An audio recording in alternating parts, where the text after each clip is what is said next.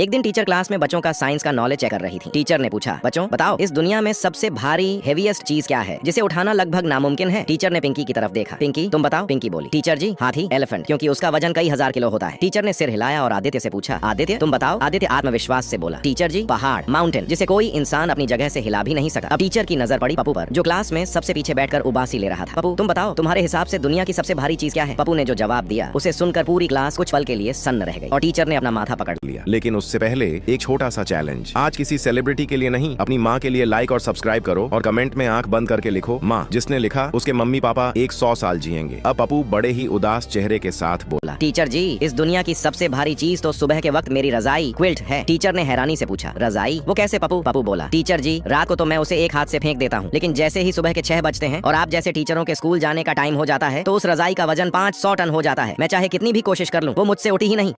समझ रहे हो?